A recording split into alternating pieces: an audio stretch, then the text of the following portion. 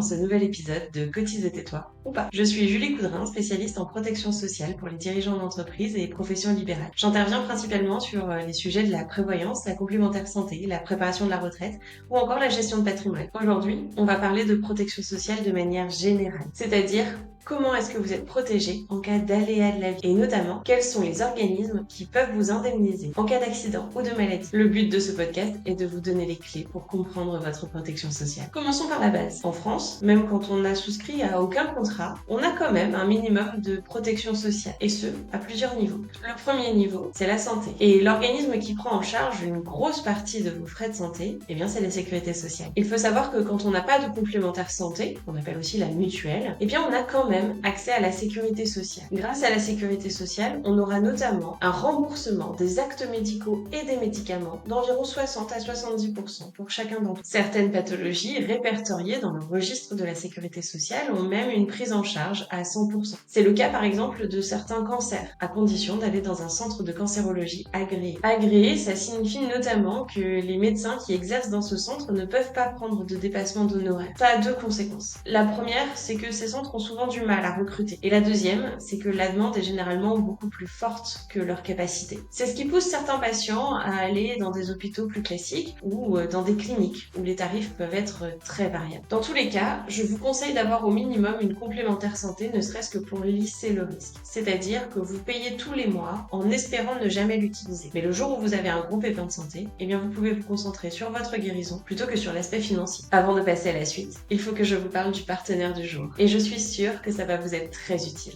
Devisanté.fr, c'est un site qui vous permet d'avoir un tarif de complémentaire santé en quelques clics et sans subir des dizaines d'appels téléphoniques derrière.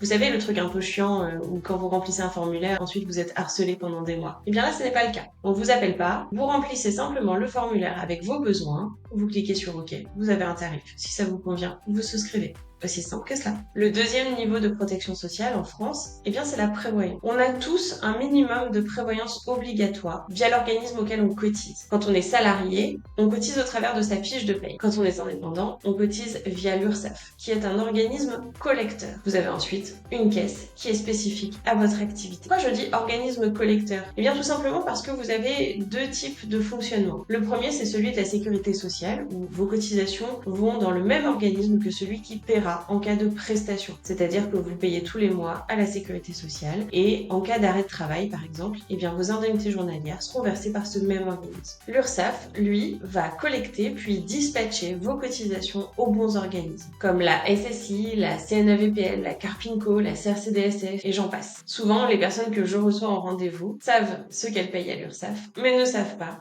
pourquoi ni quels sont leurs droits. Le troisième niveau de protection sociale, eh bien c'est la retraite. On l'oublie aussi souvent, mais une partie des cotisations, que ce soit salariés ou indépendants, vont à une caisse de retraite.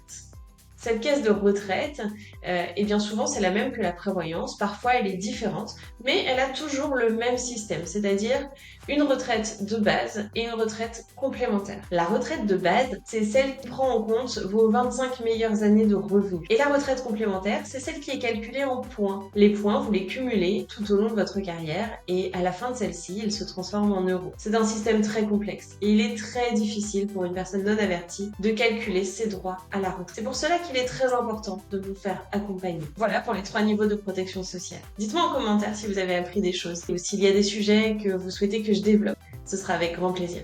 Je m'appelle Julie et je suis spécialiste en protection sociale et financière. Et si vous avez des questions, on en discute.